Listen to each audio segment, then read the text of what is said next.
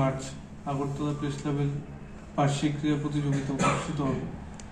আমাদের এই কমিটি যেদিন দায়িত্ব নিয়েছিলাম, আমাদের প্রেসিডেন্ট এবং আমাদের সেক্রেটারি, এটা বহুদিন ধরে বন্ধ ছিল যে সাংবাদিকদের পরিবার এবং সাংবাদিকদের একদিন একটা অ্যানুয়াল স্পোর্টস চালু করার জন্য, এবং ওদের ইন্সপিরেশনে আমরা এটা আবার চালু করতে পেরেছি। আমি ধন্যবাদ জানাই স্পোর্টস সাব কমিটির চেয়ারম্যান এবং আগরতলা প্রেস ক্লাবের সভাপতিকে।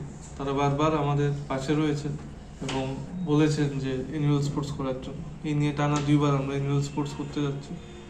আগামী 17 তারিখ ক্ষুদিরাম স্কুল মাঠে এটা অনুষ্ঠিত হবে।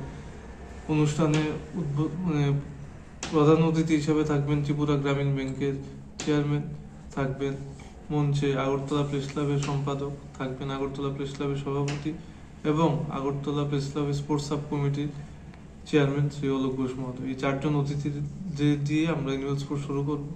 এবার যে ইভেন্টগুলি রয়েছে আমি বলে দিচ্ছি। মহিলাদের জন্য রয়েছে হাড়িভাঙ্গা, টিপ পরানো, kick the ball, musical ball, balloon cup.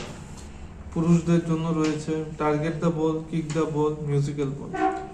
12 বছরের ঊর্ধ্বে বাচ্চাদের জন্য, ছেলেদের জন্য রয়েছে স্প্রিন্ট স্কিপিং, মেয়েদের জন্য রয়েছে স্প্রিন্ট স্কিপিং, এবং 12 বছরের নিচে ছেলে মেয়েদের জন্য রয়েছে শাটল রান, স্পুন রেস।